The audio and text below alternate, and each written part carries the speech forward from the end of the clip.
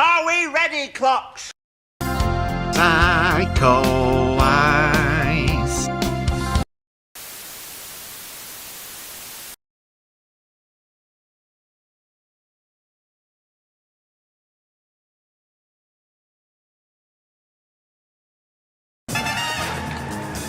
I've got to do the news!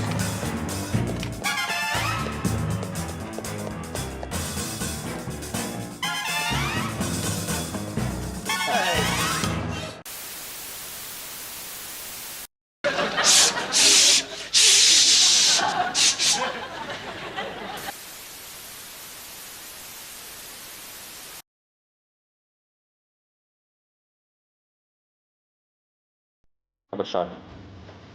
30 seconds. I'm on right now. I don't believe you. What?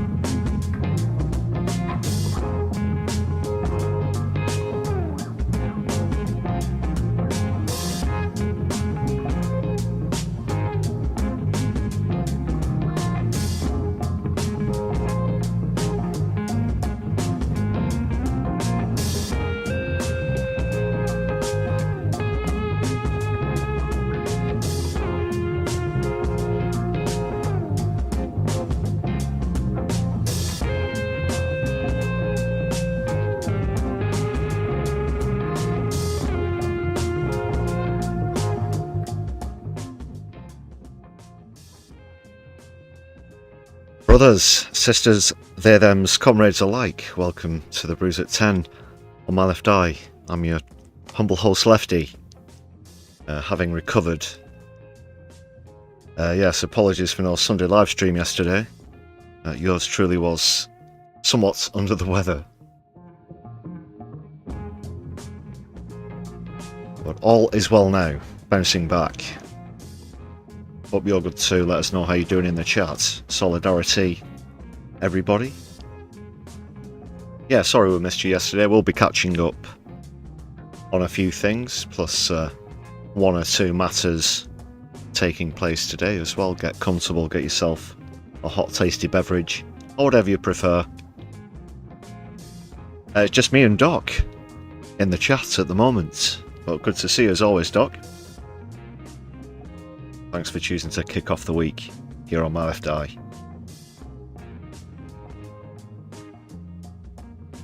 Hope you've had a good weekend as well. Let us know if you've been up to anything interesting. Hope everybody's safe as well. Of course, during this ongoing 5th heat wave.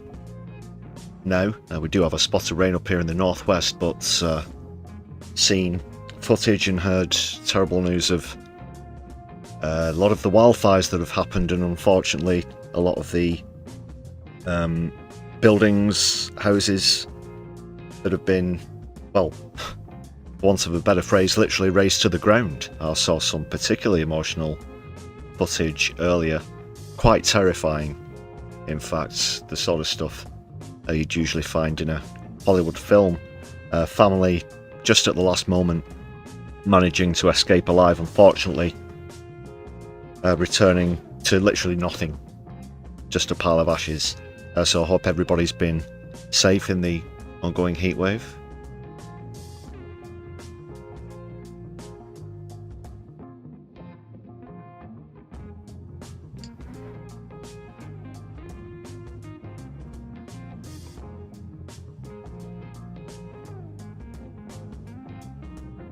Want to kick off with a shout out to all the members on the channel.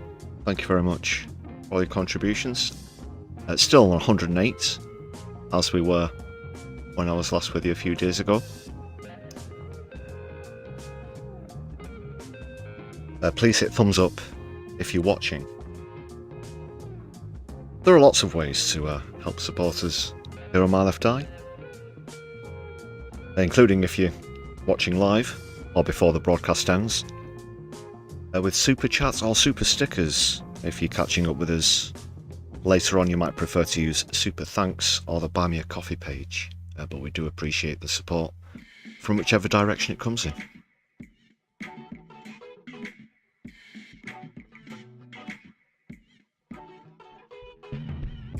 Thank you very much, everybody. Yeah, give us a follow on social media as well. Do share some of our content around if you can. Thank you for that, good people. So what has occurred since we were last together? Unfortunately, we are not literally right now celebrating a Binface winning Clacton. However, a very good showing indeed from the Count, with his 2000% swing, taking a quarter of the votes for a novelty candidate. And yes, bearing in mind a lot of the other main parties weren't standing, but that is still an excellent effort, sir. If you happen to be watching Count Binface, or anyone on Sigma 9, I'm not certain if My Left Eye gets broadcast to Sigma 9. Write that down, Phil. We could be missing a gap in the market there, in the audience. I think we've got a good audience on Sigma 9. Potentially, I'm not certain about the population of Sigma 9 relative to Earth's, but potentially billions of viewers. Anyway, yeah. We will be taking a look at some of the other quality media footage that he did, just to try and cheer ourselves up. However, it's still not the best of news for Nigel Farage. He'll still have to face the investigation. There will still likely be another by-election in about 6 or 8 weeks, so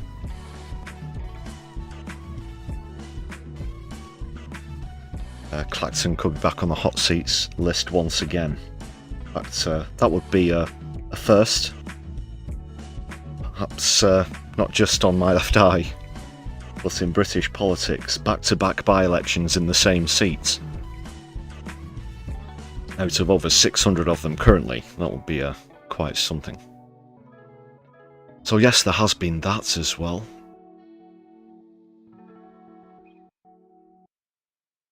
I'll be paying, well, not paying tribute in the in that sense.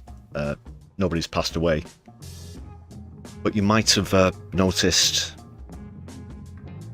something concerning another YouTuber recently, Tadhg Hickey. His channel was actually removed. We're going to be taking a look at that. We've got Tadhg's response, as well as his co-presenter on Noow Media. But we do have some updates as well where that's concerned. But just wanted to show a bit of solidarity. Obviously, a lot of left-wing voices are getting shut down at the moment. If you want to talk about the real cancel culture, inverted commas. Doc, you had a wildfire near where you are. That's terrifying. No, that really is.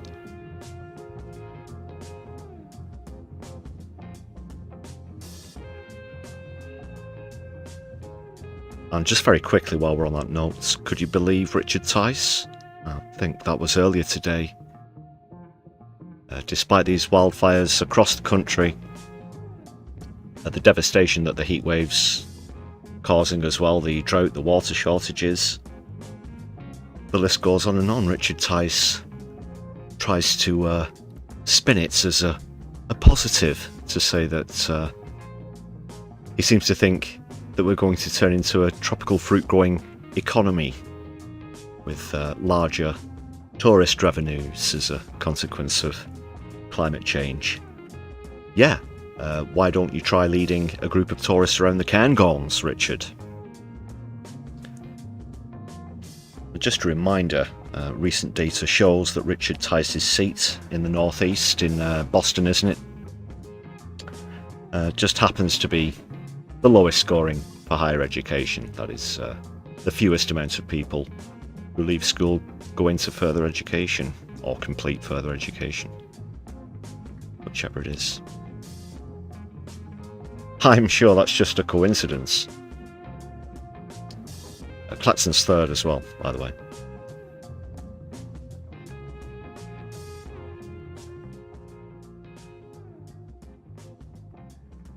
With UK politics, we're going to take a look at what Burnham's been up to, of course. It appears that he's been subject to a prank, or at least an infiltration. We're not certain of the specific intentions, but somebody pretending to be the Chief of Staff from the United States apparently exchanged messages with the Prime Minister earlier.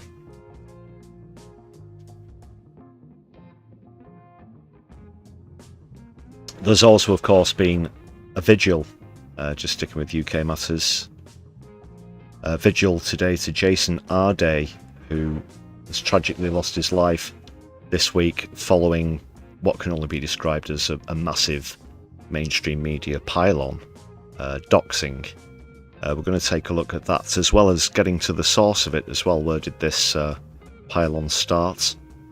And who started it, for what reasons?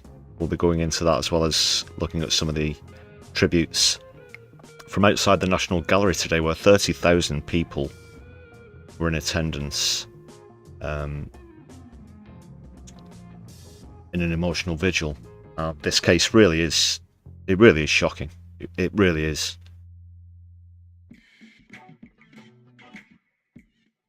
Regular viewers, of course, will know that I have no particular love for the mainstream media in general that we have in the country. But this really is appalling. This really is appalling.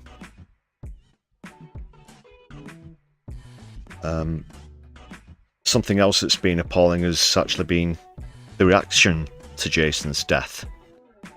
No, not just satisfied enough with apparently driving a young and very gifted academic to an early grave.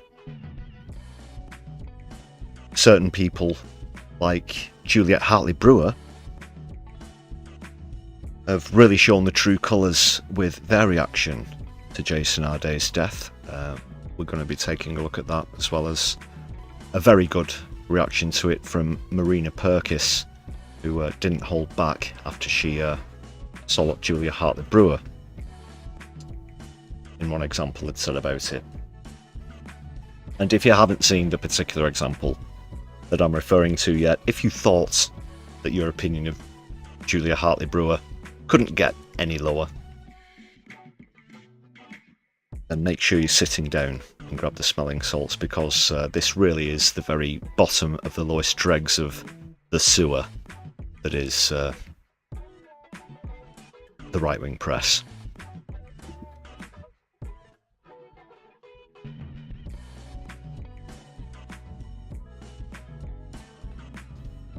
So we will take a look at that, as well as there are concurrent talks at the moment.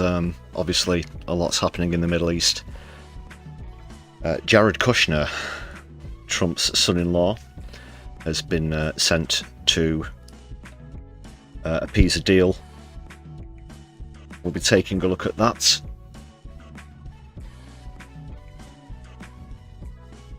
Yeah, so we've got updates both on Iran and Palestine as well.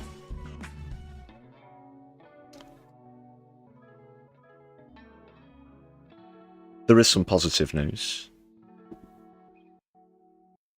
Again, speaking of far-right degenerate comments, there have been more of those from Ben Gavir today, which we'll take a look at. Did you hear about that one?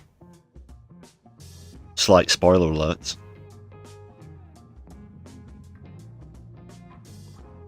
I have actually seen the clip, so it is, yeah, it's verified. This is the thing, they say these things in press conferences. This isn't, you know, like a secret recording where you might hear a politician or a celebrity or something like that make a racist or misogynist comment. These absolute psychopaths go on television and publicly broadcast it. The latest one from Gavir is that he would encourage every Israeli to, quote, kill 30 to 40 Gazans per week. And also went on to attempt to dehumanize Gazans as well.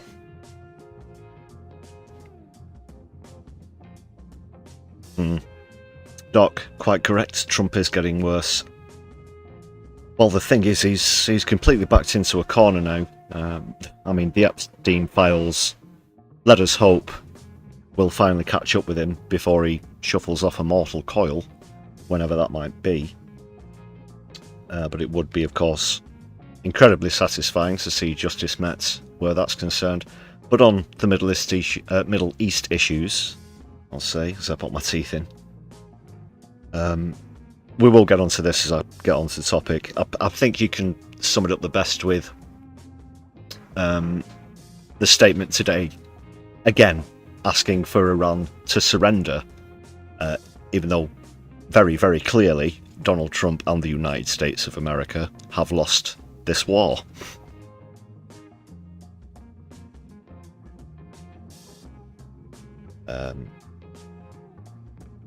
So Donald can't get his hopes up where that's concerned. Because at the moment it looks like there will not be a continuation of the previous agreements as it stood.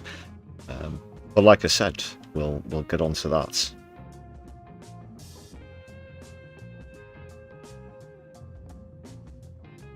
After the opening comedy clip. Well, not that specifically, but stories. Let's crack on with things. We've got a lot to get through. This first one's the latest from Michael Spicer. Link in the description. Go and check out Michael's page. Very good indeed. Hello everyone. As Chief Strategy Officer of Westerly Water, I want to apologise to everyone, although it wasn't that many, who were affected by the contaminated drinking water last week. This was because of a damaged pipe in a cattle field, and the local police are talking to a number of cows who were in the area at the time. Hopefully we'll find the culprit. We understand that people aren't happy, and so in the light of the growing success and popularity of food banks in the UK, I am delighted to be opening today the first ever permanent bottled water collection point.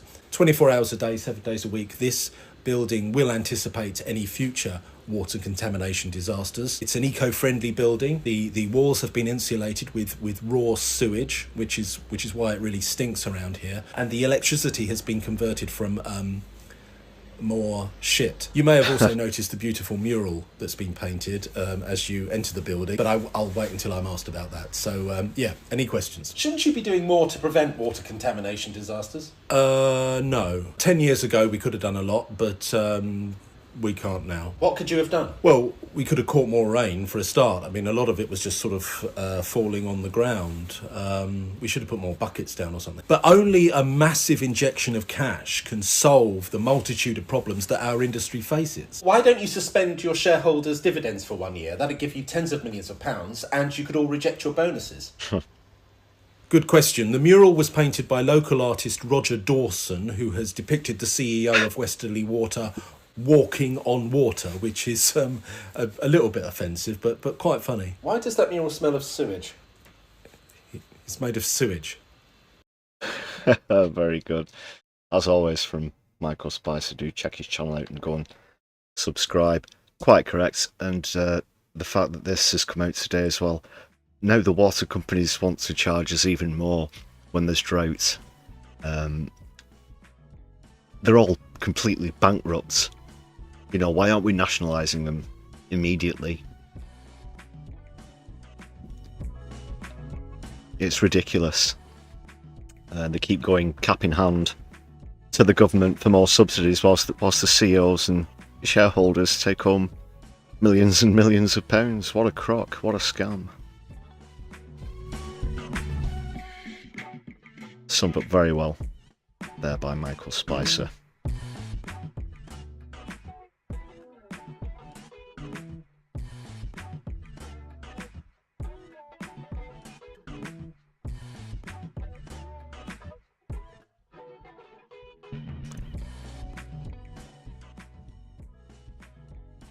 And before I get into, we'll start with UK politics. I just want to show some solidarity with Tadhg Hickey. As I said, his channel was removed without pre-warning, without notice. Well, you'll hear all about it here. Because Tadhg, if you don't already know, is also part of another YouTube channel called Noow Media, who had this reaction on. You're going to hear from Tadhg as well in this. Let's see what's happening, and then do have an update where the matter is concerned.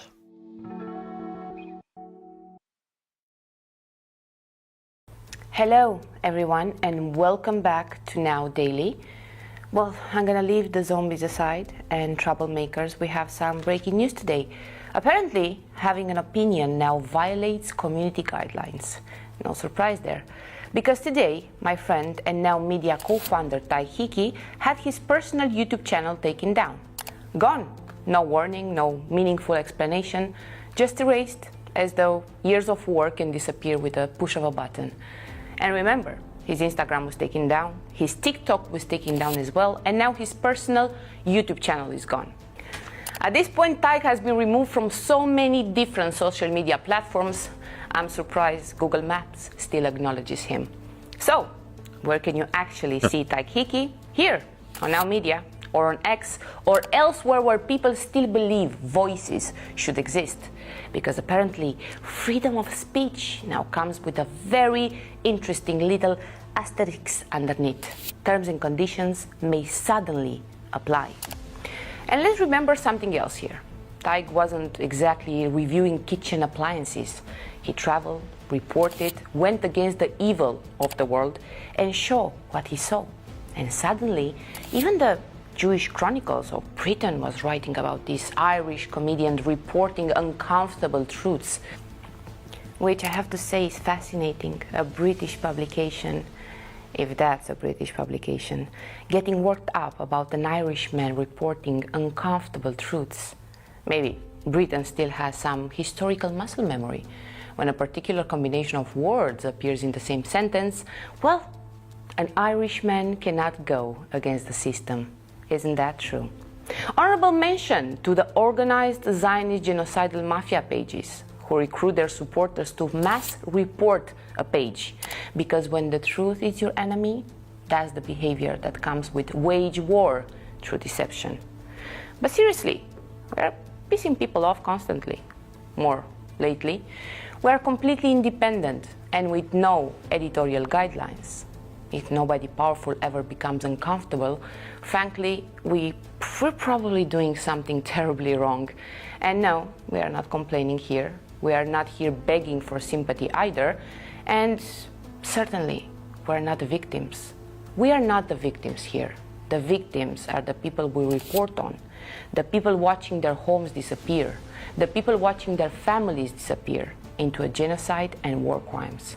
The heroes are the journalists risking their lives in Gaza, in Lebanon, in Iran, so somebody somewhere can know what happened. Compared with that, losing a platform is not remotely in the same universe, and we would never pretend that it is. We're here because something else matters too. Censorship is everybody's problem, and silence becomes dangerous when it's normalized. We are telling you that what happened, the answer cannot be simply shrugging while another independent voice gets erased. We are asking a much bigger question. How do we solve this together? Because censorship does not become acceptable because today it happens to someone whose views you happen to dislike. No, the mute button comes for all of us, and that's the part people keep forgetting. Recently, we've irritated some people. Well, actually, that's probably an average working week for us. And unlike the people we criticize, we don't need to manufacture a narrative when the facts themselves are disturbing enough. But here's what we do know. We will not become obedient. We're not going to stop criticizing institutions simply because those institutions are so powerful. Power is precisely what requires scrutiny. We're not going to stop investigating something just because someone dislikes being investigated. That's not how scrutiny is supposed to work, you know that? If something deserves criticism, we will criticize it. If something deserves investigation, we will investigate it. If something is cruel, we will call it cruel. Take down all you want, because you cannot convince the world it is not a genocide. Your money does not purchase immunity, and your connections do not purchase immunity. Your public relations department does not purchase immunity either. And I don't think we've discovered Everest here when we're saying something so painfully obvious today. Critical thinking keeps finding the mute button. Question the approved version of reality. Isn't that right? Point your camera somewhere inconvenient and ask a question that somebody powerful dislikes, and suddenly you're not merely considered wrong. You're problematic, you're dangerous, you're harmful. Isn't that a very interesting vocabulary? The titans of legacy media, they like to be proud about the words freedom of speech. Ain't that right? But the moment we talk about freedom of speech and satire, they get offended. Actually, they block us. We're not saying anything here. We're just putting the ingredients on the table. So I'm gonna let Tadhg tell you a story that might be interesting for the story of today. Tadhg, take it away. Good evening. Well, actually not such a good evening for me, because yesterday I was blocked on Twitter by Piers Morgan. I know, Piers Morgan, uncensored, the man who spent years presenting himself as Britain's last line of defence against wokeism, free speech absolutist, fearless interrogator, enemy of cancel culture, prepared to have the difficult conversations that frightened liberals simply cannot tolerate. Unless the difficult conversations are with me, or anyone, for that matter, who actually challenges him in any way, in which case block. And what terrible abuse prompted this? Well, Greta Thunberg and I made a comedy sketch in which she jokingly described Piers as her idol. Piers shared it, saying he was humble, so I simply replied, "If you want to hear more nice things she says about you, Piers, maybe you could just hack her phone, as is your one." That was it. Gone. Which is kind of strange, guys, because that's not some mad conspiracy theory. In 2023, a British High Court judge found that Piers Morgan knew about phone hacking at the Daily Mirror. So apparently Piers isn't offended by allegations, he's offended by good old blighty case law. This is the great paradox of Piers Morgan. He'll invite somebody onto his show, interrupt them 17 times, raise his voice until you can't even hear a hacked phone line properly, and then announce, "You're not answering my question." And if they continue challenging his impossibly narrow Atlanticist worldview in any way, "Right, you're done, cut him off." It's my Piers Morgan impression there. But spending time with Greta made me understand why she gets under the skin of guys like Piers. There's no angle to her. She just cares. Big things, small things. She does what she believes is compassionate and right without constantly checking where the camera is. And that's why I find it hilarious when Piers calls her an attention-seeking narcissist. The only thing you, Greta, are raising awareness about, as always, is yourself. Because perhaps the possibility he can't tolerate isn't that Greta is secretly performing goodness for attention, it's that she isn't. Because he'd then have to confront the genuinely terrifying possibility that some people are just decent, honest human beings. I'd imagine that would be very triggering for him. Anyway, I'd love to discuss it with him, but unfortunately, Piers Morgan Uncensored has censored me. Nicole? Thank you so much, Tadhg. We're not saying anything here. We're just cooking. Those are the ingredients. You name the recipe. Because censorship itself remains a cancer, and cancer becomes dangerous precisely because people ignore it while it's still small. Look at the contradiction around us.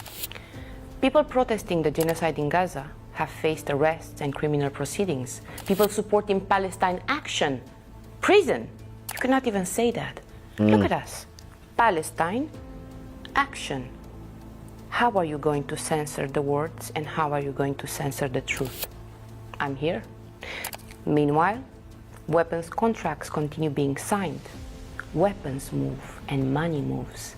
Governments shake hands and somehow dissent becomes the emergency. Think about how absurd that looks. A banner is treated as dangerous, but the bomb arrives with paperwork, right? A protester can end in handcuffs, but the machinery of war receives another contract. Then we're lectured about maintaining public order. What an extraordinary definition of order. And everybody wonders why alternative media exists. This is why. Here at Now Media, nobody hands Tadhg an official approved list of opinions, and nobody hands me one either. And there isn't somebody standing behind the camera telling us which conclusions are commercially acceptable and which questions should quietly disappear. We speak exactly as we think. And sometimes we disagree with each other, and that's good. We debate, we challenge each other. Sometimes one of us discovers that we're wrong, even better, because that's called having a functioning brain. And that's why this isn't simply about rebuilding Tadhg's YouTube or social media platforms. No. Of course, another channel can be created. This isn't about the followers' numbers. It's about the precedent. And if independent voices are being treated as though they are some enormous threat, then perhaps that's revealing something very important. We'll take that as a compliment. Apparently, a comedian with a microphone can still make powerful institutions uncomfortable. Good. That's what microphones are for. But compliments do not rebuild independent audiences. People do. So yes, we are asking for your help, not for pity and not for sympathy, just action. So follow Tadhg wherever you still can, share his work, be here on Now Media, share this video, and archive independent content. Support independent creators. And when somebody suddenly disappears, ask why. Hi guys. Now, regular viewers of my nonsense will know that I have been banned from Instagram for months and months now. No due process, no warnings, been banned from TikTok. But today there's a new low now in the censorship that I'm facing online. My YouTube channel just magically is gone. Channel removed, no sort of due process again. You know, and the only reason they've given, similar to Instagram, is I'm apparently endorsing criminal or terrorist organizations. Now guys, because I'm not a simpleton, I don't mention support for any specific prescribed group on the internet. I absolutely 100% unapologetically stand with the resistance, but I play the game, and yet I'm being silenced across social media platforms. And now YouTube is the most worrying, because that's one of the only ones that you can monetize. I've taken on the chin the fact that I've lost I don't know how much corporate work, voiceovers, you know, gigs, and the only way that I can kind of monetize anymore is pretty much YouTube and Patreon. You take them away, I'm kind of on the streets really, you know what I mean, which is kind of a little bit worrying for my family. Again, I'm not a militant, guys. I'm not part of any military organization. I'm a satirist. I just kind of make comedy, like funny videos on the internet. So why they're kind of, you know, determined to censor me and shut me down is kind of mad. I would have thought that satire and comedy and all those kind of things would be part of free speech. Now, you might be listening to this video, you might hate me, hate my views or whatnot. You're delighted that I'm getting cancelled. But I would just say to you, if you do feel like that, I mean, there's plenty of people on the right that I have animosity towards. But if you're a free speech absolutist, are you okay with somebody being silenced and shut down completely, having their free speech taken away from them simply because they espouse views that are contrary to the establishment and our corporate overlords? I thought that's what the free speech absolutists, particularly on the right, were railing against. So, do you know what? I urge people who believe in free speech, and I actually urge people in the pro-Palestine community as well, to stand with me in this moment. It'll be probably the first and last time I'll ask you for a little bit of a dig out. I'd like to think that I've done my bit for the movement over the last few years.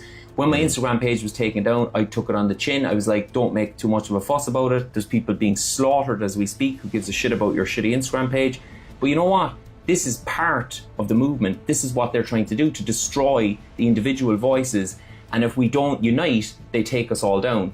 We need to fight back, and I could do with your support right now. Please tag Team YouTube on X. Send YouTube messages. I mean, just wondering why this happened now. I'm not apportioning any blame at all, but two of my recent kind of satirical targets were Piers Morgan and Rabbi Shmuley. But I know they wouldn't have anything to do with it. I mean, they're not vindictive people. Tadhg, Hickey, and Nicole Jonas as well, hosting the episode. Well said. And barely even, if at all, mentioned the fact that he was on one of the Gaza flotillas, the Samud flotilla, wasn't it? As well, and was illegally kidnapped, of course, by the IDF. Not trying to milk that or garner any sympathy for it. We know what's going on here.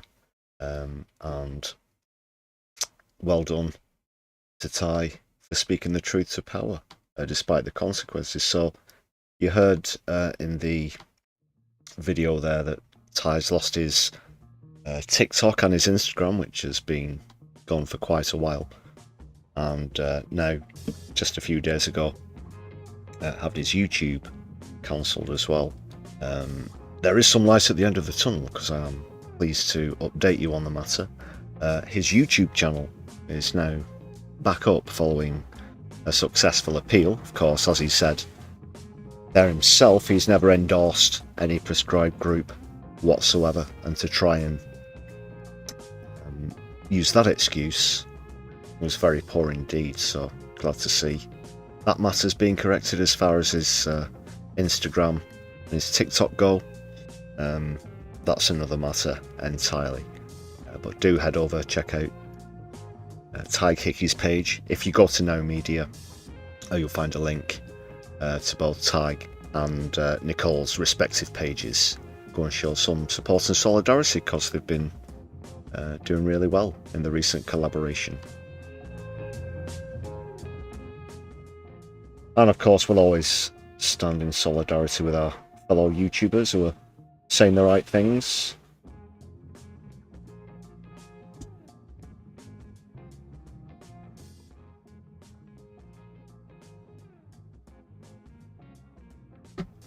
That was quite a long vid, wasn't it? So we'll get straight into the next item. UK politics. We'll whiz through this one. As you've probably heard already, yes, Andy Burnham's been duped. He's been suckered by a cunning ruse. And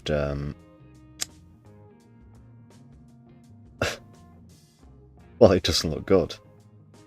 It certainly makes him look a bit naive.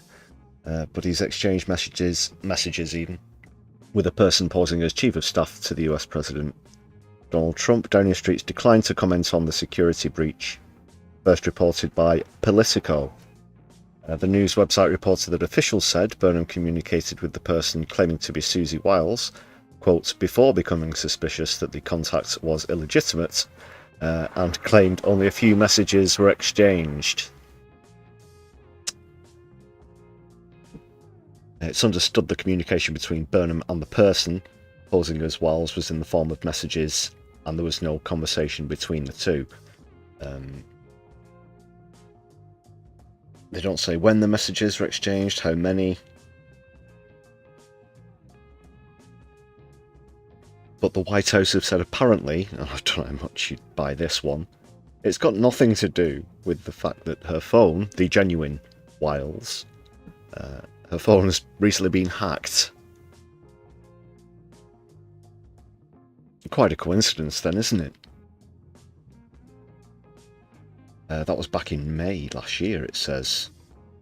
At that time, Wiles said her phone had been hacked after an impersonator, or impersonators, used her contacts file to message other top US officials.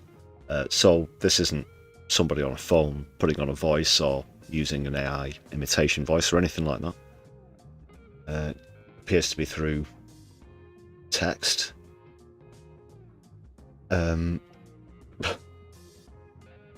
there certainly seems to be a chain of evidence where the hacking is concerned. But why would she have had Andy Burnham's number in her phone in May last year? Would be the thing with that one, I guess.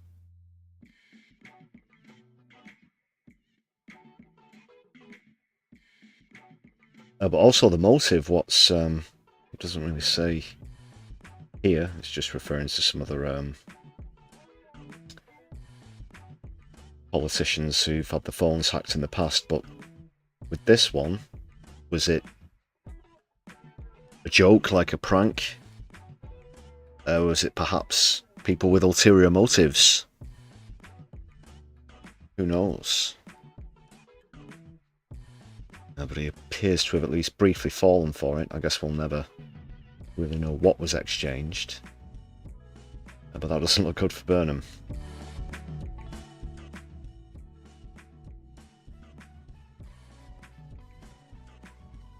Almost as bad as coming out of a Cobra meeting on the climate crisis without saying the word climate crisis, and just saying something about disposable barbecues as well, at the same time as announcing more plans for massive data centres, which require, I'll just check my notes, yes, a large amount of water. We have Nina Sadie in the chat as well, since we got going. Nice to see you, Nina, and Orami 8. A very good evening to you both.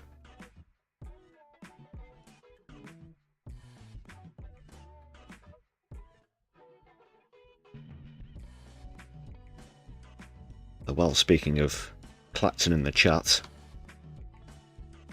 yes, unfortunately, Binface wasn't successful, but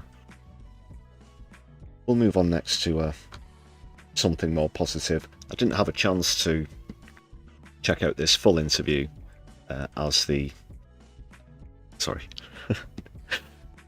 as the count was taking place. That is, the counting of the votes was taking place.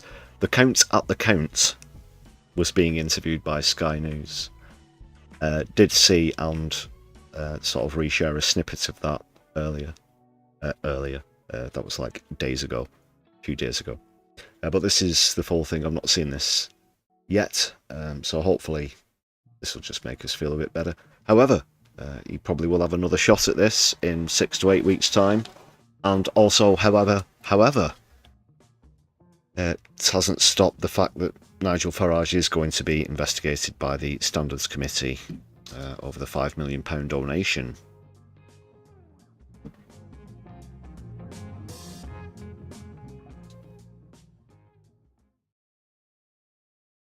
So yeah, let's just remind ourselves of some of the excellent sharp-wittedness that we saw from Count Binface during his campaign. An excellent campaign it was as well. Thank you, Mari. Yes, Count Binface, who I interviewed at Makerfield a few weeks back. You got 95 votes at Makerfield. I think you're going to get more here, but I don't think you're going to win. Oh, well, thank you for saying that, John. Firstly, yes, it's lovely to see you again. We meet again at last. Last time, you didn't even know who I was. Have you worked it out this time? There's 34 names on the ballot. Have you figured out who I am? Yeah, I have now, yes. Excellent. Well, then we're on a good start. There we go. Good start, yes. And you mentioned Makerfield. I got 0.2% in that election. And let's just say, speculate that I managed to keep my deposit, which would be a... That would, I assume, be another one of the novelty candidates stood behind Binface. I'll be honest. Slightly admitting not being as thorough as I could have been, where this election was concerned. Didn't actually have a look at the full ballot, which I would normally insist upon doing. As far as I was concerned, there were only 2 names in the hat, of course, Binface and Farage. Knew that Lawrence Fox was standing, but I wonder whom this one is standing behind Count Binface here. If you do know, please do enlighten me. Nice start. 5%. Oh, I they've made decided that to a 2,500% zoom her out of the frame. swing to Binface in 2 months.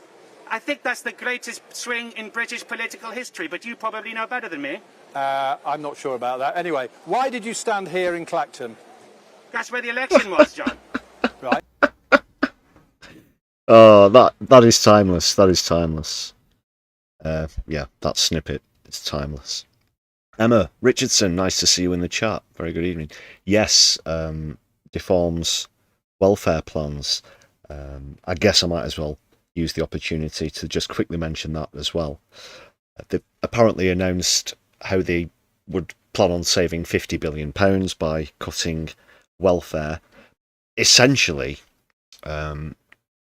yeah, just throwing disabled people, people on PIP, on the scrap heap, essentially, completely socially abandoning them, giving them a ridiculous ultimatum of get better via miracle, get a job, or get fucked, is basically the reform way. However, what I do want to mention is, whilst we're on the topic of mainstream media here, where the BBC are concerned, I hear tell they showed the entire 25-minute announcement by Robert Jenrick, was it? Was one of them, Richard Tice was there as well. Yeah, the whole thing, uninterrupted, as it happened live, and then the following Q&A with the press, again, uninterrupted. Now, you compare that to, well, around this time last week, when Zach Polanski was saying some very excellent things about the climate crisis, about the inaction that this country is taking on the climate crisis. They probably showed about 3 minutes worth of that in total, cutting away to other things. Yeah, and you compare that.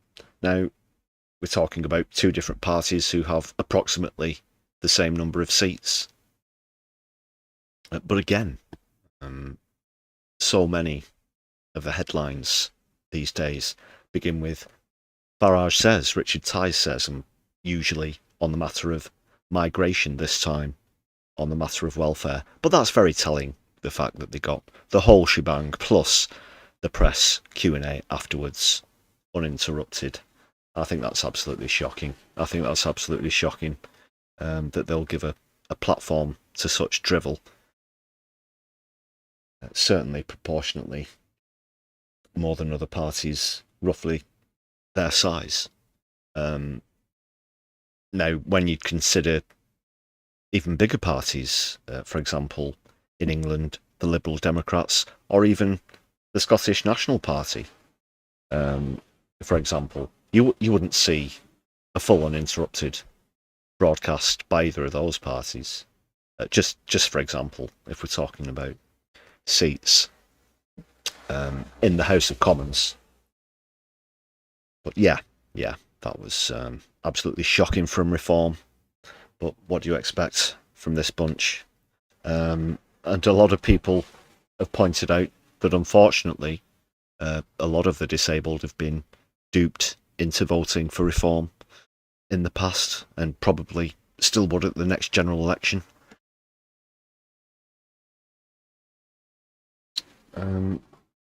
Because you can certainly put ableist onto the long list of negative qualities that reformplc.co.uk/recycle Tories have. Anyway, let's get back to Binface.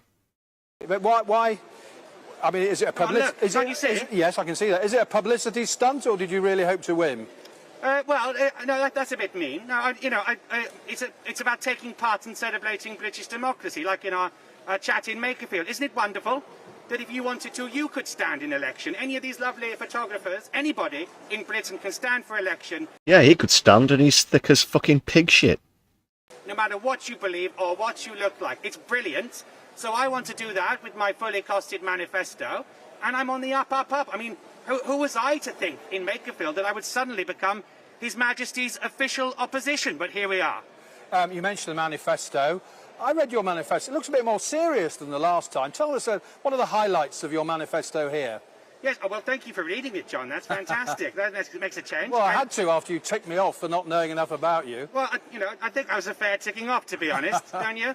But, I make a series of fully costed important policies, from capping bus fares at one... Well, bearing in mind when you asked him there weren't 34 people on the ballot that you had to go through. And if you'd never heard of him before as a political journalist, given the fact that he's stood against, Theresa May, he's stood in the London mayoral election, he's stood against Boris Johnson, that you wouldn't recognise him or know who he was, or even his predecessor, Lord Buckethead, the fact that you had him there looking at the ballot papers. Which one are you, then, in Ashton and Makerfield?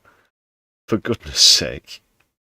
£1.99 and 99 flakes and 99p to retaining my pledge to build at least one affordable house, but tallying that with Clacton-specific measures such as there's going to be zero, Walton Pier, unfortunately, and making sure that MPs who resign for now, mid-Parliament without changing parties are barred from the resulting by-election, which would save the taxpayer a lot of money. Plus, of course, energy companies, oil and gas companies, to pay for solar panels for everyone, a policy from Jack, age 10. How about it? Very good. You're getting quite serious, though, some of these policies, aren't you?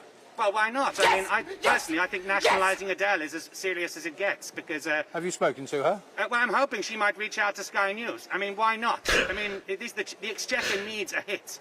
And I think to back Adele before she releases her new album would be huge. But, of course, look at this here. You just said at the beginning of this interview that Nigel Farage is claiming victory. But he is. Well, in that case, it's going to be a two-legged match, like the Carabao Cup or the Cold War.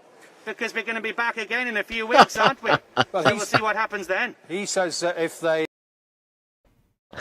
like the Carabao Cup or the Cold War. And we will be back. We will be back. I'll be sat at this desk probably the next 6 to 8 weeks talking about the same thing. Even kept the, intro and outro videos, just in case we have to use them again, which doesn't normally happen on Hot Seats. He forced another by-election, the establishment, as he says. You mean me? Yeah, well, he calls you the establishment candidate. He's said in the last half hour or so, at some party he's having with his supporters, that he's beaten the establishment candidate. I assume he means you. Well, that's interesting, isn't it? Because one of the candidates was a sitting MP, formerly an MEP, architect of Brexit, one of the most significant British politicians of the last 20 years, and reputedly a member of the East India Gentlemen's Club, which to this day does not admit women. Yeah. Now, if that's not the establishment, I'd like to know what is, because I'm a lone wolf space warrior. You went to Oxford University, though, didn't you? That's a bit posh. A lone wolf space warrior. I've in my spaceship, but I don't know what you mean. I mean, I'll tell you what, I haven't plagiarised any research. How about them apples? Well, you mentioned the bus fare cap. Andy Burnham's done that. Did you steal that policy from him? No, I upgraded it. He went £2. I think the people of Clacton deserve better. £1.99, funded through a windfall tax on cosy crime novels written by celebrities. It's perfect. Tell us who your colleague is, your assistant, your spin doctor. Sensible policy making. Who are you, please? I'm Recyclone B. Oh! I'm a strategist. A strategist? Ah, right. So she's in Camp Binface, Recyclone B. Strategist, right? I thought it was another novelty candidate who was going to get interviewed after Binface. But that's interesting. That's really good, that. Recyclone B. Does she give you all your policies, or they're yours? What's your role exactly? He called you a spin doctor a little earlier. Yeah, well, I have many, many talents. Yes, and I can activate her within 45 minutes, just like any spin doctor. Not on live TV, thanks. Not like that. Cheeky, John. Yes. Cheeky. Getting into the swing of it, I like it. That was a direct dig at, shit heaps like Alistair Campbell, the Labour, Tony Blair era. Labour spin doctor, of course, the 45-minute claim. Yeah, that was good. Oh yes. So I mean, you're gonna have a long wait for the result here, aren't you? And you're gonna get hot in that costume. Aren't you gonna get hot in that beautiful suit of yours? Well, it's not that beautiful. It's very dapper. I mean, you gonna have a cold shower halfway through? It's hot up here, but actually in the press room it's very cool. So you lucky man. Oh yes. The Yes, fourth we've been estate. You see, we've been everybody. well looked up. Now, I who's know the- you're going to say we're the establishment. Well, exactly. So you agree with Nigel Farage? He's been hitting out at newspapers like the Sunday Times and others that have criticised him over his what Kemi Badenoch calls his fishy finances. Yes. Are you saying that we journalists are the establishment, like he does? Well, course I you mean, are. you're called the fourth estate. It sounds pretty Yeah, no, established. I've always thought that was a rather silly term. But it is true, though, isn't it? So that's pretty establishment. But why shouldn't the Sunday Times look into his £5 million donations? What's he hiding? It's interesting. What do you think about the fact that he's got this inquiry by the Standards Commissioner and then the Standards Committee? Well, the thing which makes me curious, and I'm interested to get a journalist's view on this, is that there was a report in one of the papers, I believe, a speculation that the Reform UK strategists believed that by calling this by-election preemptively, it would avert the need for a by-election after the result of the Parliamentary Standards Committee. Now, I'm a space warrior from Sigma 9 with a fixation for CFAX and Lovejoy, but even I knew... Lovejoy, that's going back a bit. Exactly, but even I knew... Dennis McShane. Lovely. No, not Dennis McShane. He was Ian the MP, McShane. wasn't Ian McShane. Ian McShane. Come on, yes. John. It's like a university challenge. But It's bloody amateur. you know what I'm saying is that even if I knew that wouldn't work, how would a putative government in waiting not know how Parliament works? I find that fascinating. Well, you're right about that, because the fact is the rules, and I've studied them, say that if a person leaves Parliament for whatever reason, illness or whatever reason, it's paused, the inquiry suspended, but then if they get back into Parliament, it's resumed. Exactly. So hold on to your popcorn, everyone, because the second leg in Clacton, which I prophesied, I said to the people of Clacton, vote Binface and you would save approximately 350 grand on a second by-election. So I reckon, how about this? He said Reform would pay for the second one. Maybe Nigel could pay for it out of his 5 million. That'd be nice. Mr Farage has said this week that if there was a second by-election, that would be silly, and tonight he said it would be stupid. What do you think about that? Well, I'm glad he's not saying that this by-election's silly, which of course it isn't. But the point is that the judgment is, the by-election has got to be after the judgment by the Standards Commission and then the Standards Committee.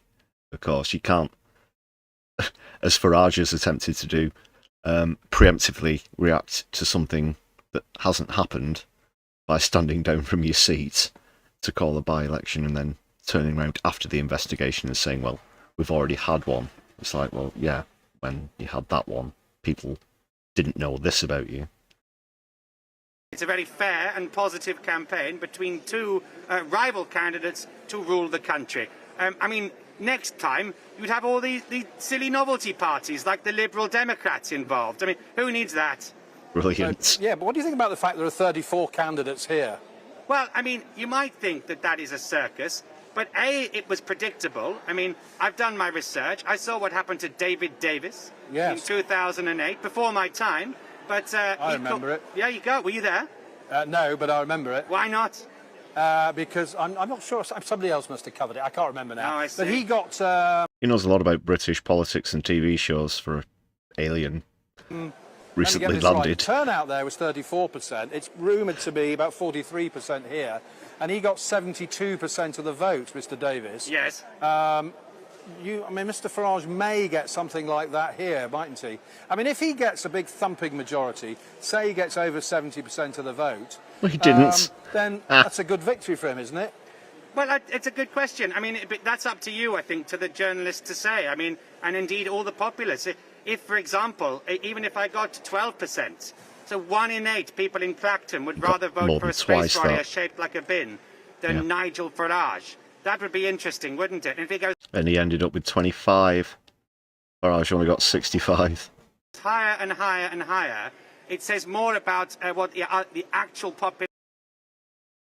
Wake up and smell the rosemary's so good. I think it was like an Onion headline or something like that, parody headline the other day, because Lawrence Fox lost his deposit getting only 350 votes, as you rightly say there in the chat. Apparently he was threatening to return to his musical career, which is the last thing we'd all want to happen.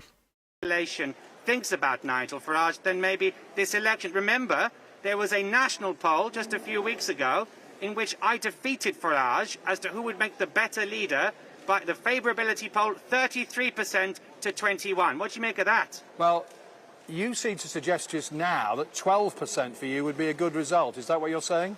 Well, the way I say it, John, is 1 vote is beautiful. I would take that, you know. 1 human choosing me. You can vote for yourself, Apparently you know. There's a few more than that. 309 would be my greatest ever Actually, he can't because he's not a Clacton resident, is he? So he can't vote for himself.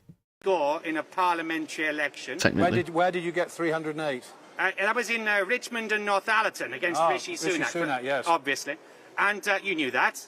Yes. Yeah, of course you did. I do now. Yeah, there we are. And then, I mean, 5% I get to keep my deposits. We could go out for a curry. How about that, John? Marvellous. You That'd paying? be nice. You paying? Out of the 500. How do you eat a curry with that on? Well, I can't eat, but I'd watch you. It All would right, be great. delightful. Listen, I'm being told that we've run out of time. What a shame. It's been a pleasure talking to you. You too, And, John. Nice to have you back. You're the pinky to my brain, the wise to my Morecambe. It's a pleasure to talk to you each time. That is Pinky to an my honour brain. be called the wise to your Morecambe. Absolutely. Well, we might talk again when we know the result. Let's do the cannon do to that. my ball. Okay. All right. Great talking to you. Shall we shake hands? We should. Good. Good man. Nice talking to you. You Thank too. you. Well interviewed. Thank you for talking to Sky News. That's been live. Lovely. Love you all. Okay. Thank you. Well, there you go, Mari. There you go, Mari. What a legend. What a legend. And he will be back, as we know. Binface. Just, yeah, good to catch up on that one.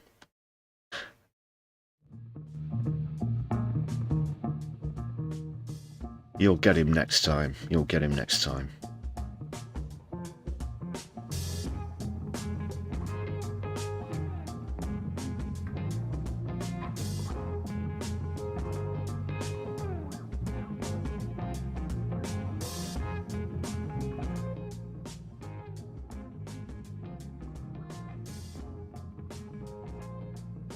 But 6 to 8 weeks is a long time in politics.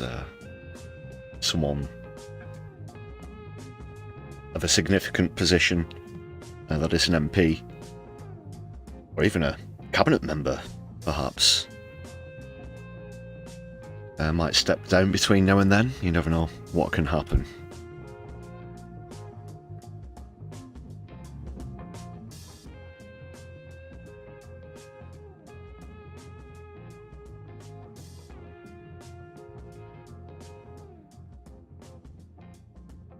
Up next on UK Matters, just a short look at a poll, really. Of course, it's not all about English politics. So these are the latest polling stats from Scotland. It looks as though the SNP still set to have a healthy majority there. However, there are a few more significant things to note. The Greens, again, this counters the Greens have peaked theories of late, along with them winning other council by-elections and such. Looking like gaining 3 seats. Reform and the Tories starting to dip. But Lib Dem would be the second biggest party. Just 6 constituencies, of course. On the map there, that looks a lot more significant given the geographical area, square area, that they represent.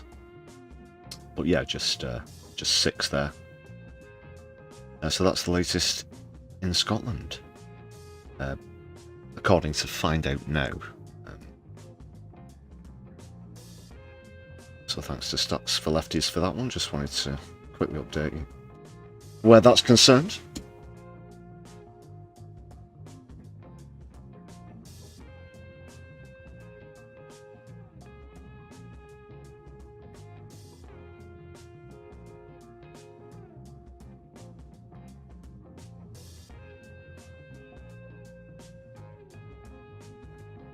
But we'd have to talk about this now, and this is really awful news what they've done to this poor man.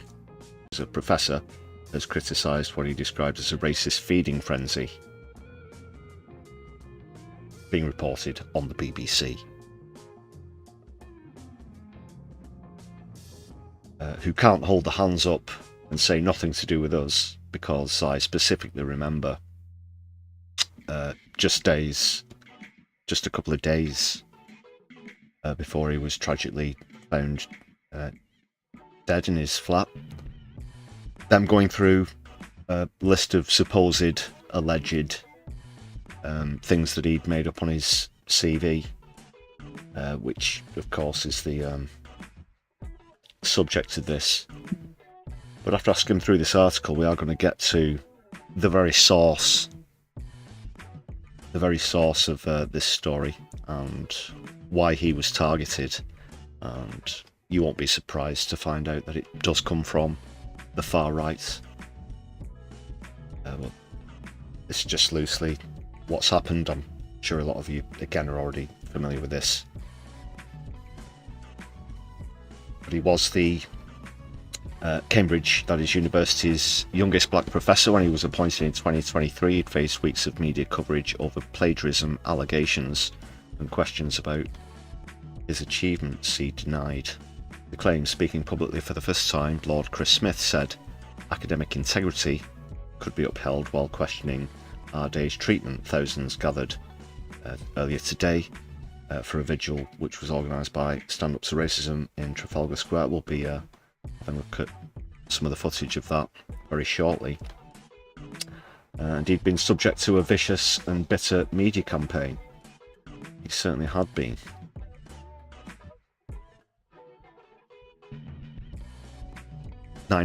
Sorry, 90,000 people, including Diane Abbott, who's one of the people we're going to hear testimony from at that vigil.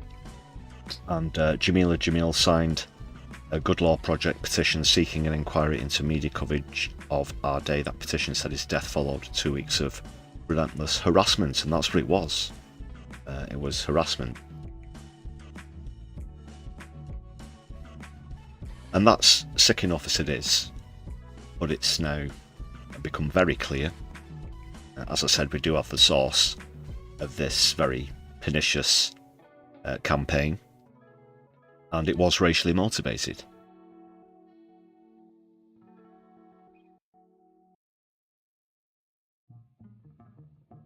Cambridge University initially said claims of plagiarism regarding Arday's thesis and some journal publications had been investigated by Liverpool John Moores University and the journals in question. They awarded the PhD to Arday in 2015 and concluded that he had not plagiarised his work. It's one of the shots of the crowd there. In fact, that doesn't really do it justice. Very quickly show you a short video. 30,000 people. 30,000 people showed up to pay tribute to Jason. Completely filling Trafalgar Square in front of the National Gallery there and beyond. And believe me, I've been to a lot of very well attended protests in that part of London, and that's just about as full as it can get. First heard the news about him being found dead at his home. There haven't been any further details, of course, surrounding the circumstances of that, but whatever they are, it's certainly this media pylon that's been the cause.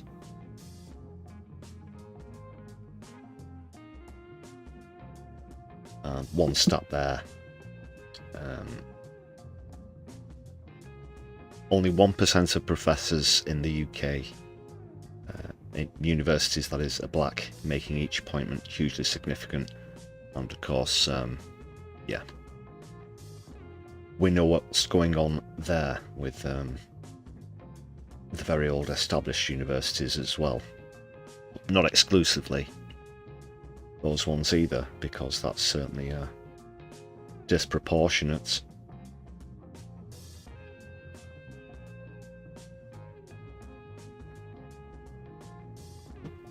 Isn't it terrible? Really is. Okay.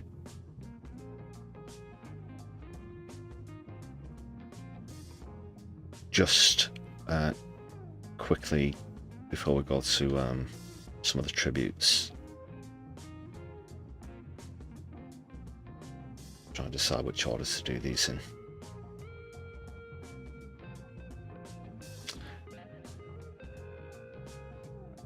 Yeah, let's look at this, because as I said, it was bad enough this talented, gifted young man is now dead, is apparently something of a joke to her, and Marina Purkis called out, I think it was a tweet that Hartley Brewer put up. But we've mentioned Hartley Brewer a lot of times on streams and on the channel. Just how soulless can you get? Take a look at this, people. And very well said here from Marina Purkis, who's absolutely outraged, as pretty sure everybody with a soul or a heart should be at this statement from, God, this hack. And I just want to call out Julia Hartley Brewer, you disgusting, vile woman, in my opinion, for what you posted on social yesterday, which says, she wrote, I'm pretty sure Jason Arday's huge book advance would be enough to cover his funeral costs. Give your money to a more deserving cause. What is wrong with you? Not good. What is... My goodness me. That is disgusting. That is revolting. That is revolting. Someone who considers herself a serious journalist would tweet something like that, really. And then, of course, she's going to hit back at people like Marina Purkis, who point out just how revolting that is. And what was this? Was this on the day that he died as well, that she tweeted that? That's revolting. You should be ashamed of yourself, Julia. You really should. How she can even think of calling herself a journalist is beyond reality. That's absolutely sick. It really is. Funeral costs. Give your money to a more deserving cause. What is wrong with That's you? not good. What is That wrong is with very you? Bad. It's grotesque. That is grotesque. And unfortunately, what I have to show you next is grotesque as well. This is the piece of shit that kicked this all off. This is the far-right racial supremacist who decided to target Jason Arday. I came across this clip from, I'm not certain what the exchange is in this video call. But Nathan Confus is the person in question. Remember that name, Nathan Confus. Because apparently it was he, I'm going to show you a clip now, who conjured this whole thing up. What a cunt. This and that sort of thing. Now, Arday was special. The reason Arday is getting a lot of attention is he took the plagiarism, which is fairly common in academia, too far. And he told these crazy lies about his personal life. And he had such an exalted position that the mismatch between the quality and the prestige was so enormous that there was a hook for a story. That was what was special about him. Not that he's a fraud, not that he's a worthless scholar.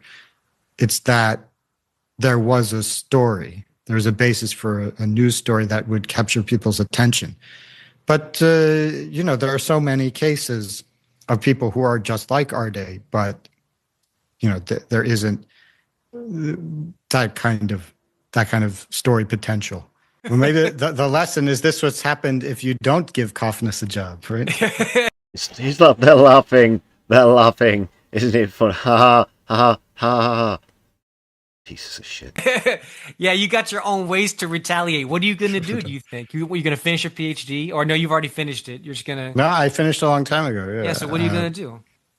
Well, I have the job currently, and I'm still waiting for the revolution to happen, and then It's gonna take a while. Get another job. After the revolution, I'll be the. I think he means some sort of like white supremacist. What he thinks is going to happen, some sort of far right revolution or whatever. But this is what he expected to get out of this pylon and this doxing of Jason Arday. Are you ready? It was also that this piece of shit here could get the head of the Department of Eugenics and Race Science at Harvard, maybe. He wants to be the head of eugenics and race science at Harvard. That's why Jason Arday is dead. That's why this piece of shit here targeted him. And even he confessed that there's no more amount of plagiarism in Jason Arday's work than you'd find amongst other academics. Arguably even less, or even fewer, examples.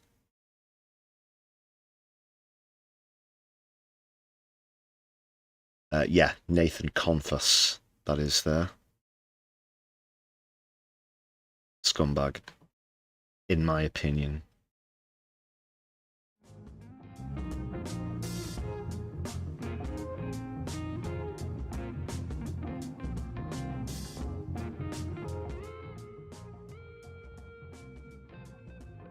So that he can become the head of eugenics and race theory at Harvard University.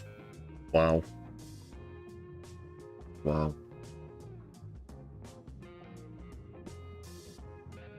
And that's after his fantasy, inverted commas revolution that's going to happen.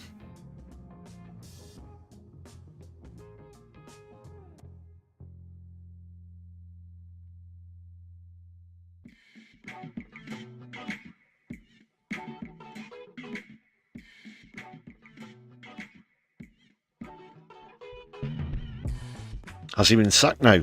Excuse me. I wake up and smell the rosemaries. Well, it looks like that position he was hoping for is just going to have to wait. What a shame that is. What a shame. It couldn't have happened to a nicer person, could it?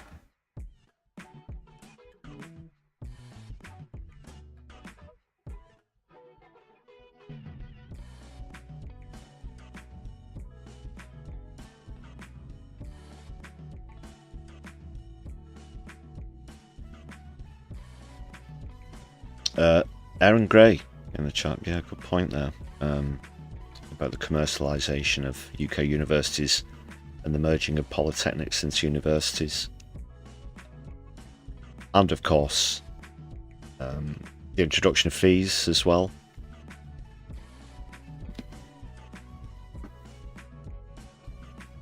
You can thank Tony Blair for that, and of course, thence universities became essentially businesses, markets. It's about creating a market.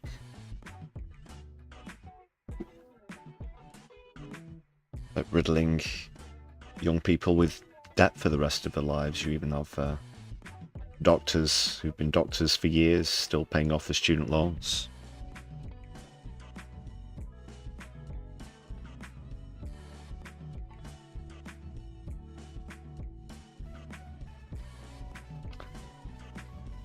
But let's hear from Diane Abbott now at the Vigil.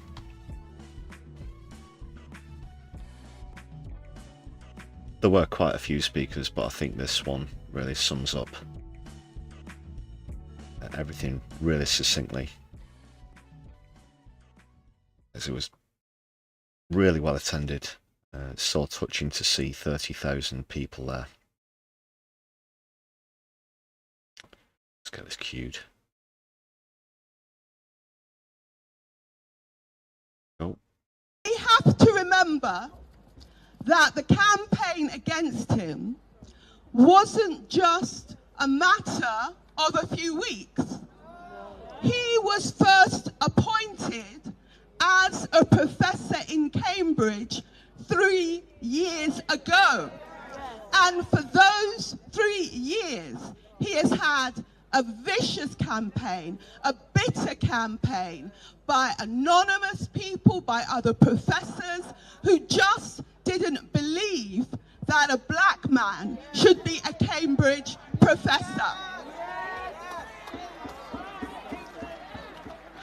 Amongst those, one of the leading people campaigning against him was a professor called Nathan Kafnos. Boo. He calls himself a race realist. He was dismissed by Emmanuel College because of his racism, and he insisted, he campaigned over 3 years against evil. Stop and think, how many people at Cambridge and other top universities think exactly the same? Yeah. In recent weeks, the attacks on Professor Jason Arday reached a climax, and he felt he had no choice but to resign. And he must have felt that if he resigned, the attacks on him would stop. But in fact, they got even worse. From his resignation to his suicide last week was just 3 weeks. But the newspapers printed 249 articles about him. This was a vicious campaign, but it wasn't just a campaign against a professor, it was a campaign against all of us. All of us. And that is why it is so important and to come together and fight for justice for Professor Jason Arday. Yes. Thank you very much.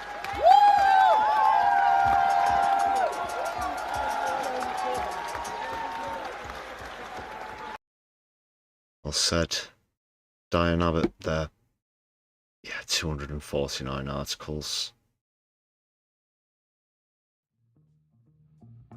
It's disgusting, isn't it?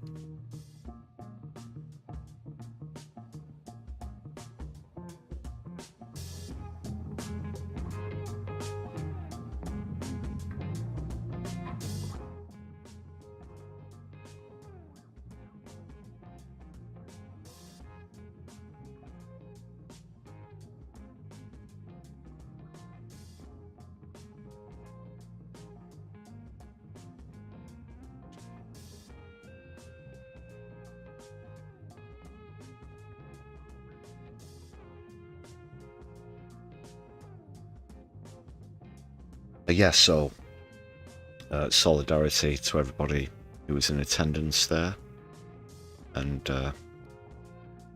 well done to Stand Up to Racism, all the other organisations who helped to get that together as well.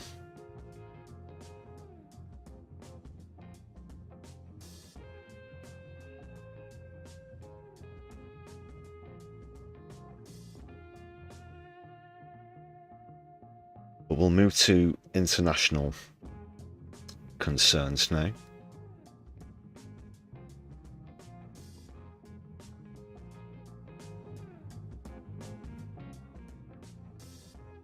And I've got a really good condensed sort of update on the situation in Iran here from Al Jazeera. And then some of the latest news, as well as deal in Iran. Of course, Trump's trying to sort out a deal in Gaza as well. So we'll check out what the latest on that is as well. Then we're going to see a pretty good example of a sort of face the truth moment, where a Zionist journalist hears the truth about what Americans really think about Israel and the illegal occupation of Palestine. So first off, let's get this Iran updates. Again, this is from Al Jazeera. Iran is claiming victory and offering a $30,000 bounty for captured or killed US soldiers.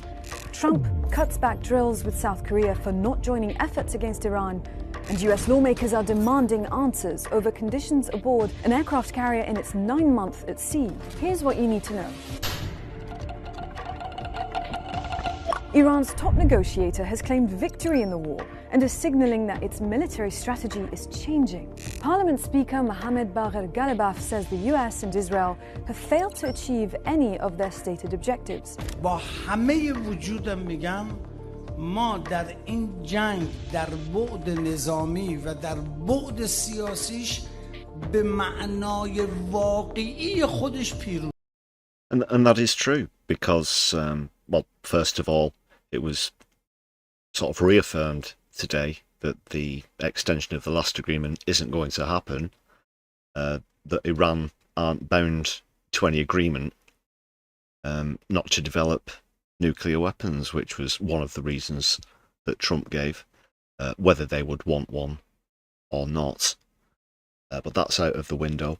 Of course, one of the other plans was to dismantle the government infrastructure, essentially, to leave Iran without a leader, without a functioning government again, even though the Ayatollah was killed and other members of his family as well. That has not happened. There is preparedness, or there has been a preparedness for some time in Iran. I remember recently as well one of the spokes saying in an interview that they have really literally been preparing for this since America invaded Iraq during the first Gulf War, not just the early millennium invasion of Iraq. Since the early 1990s, they've anticipated that this would happen. And of course, where the Strait of Hormuz is concerned, that again speaks itself, because America has completely and utterly failed in that regard, and have had to pay hundreds of billions in reparations to Iran as well.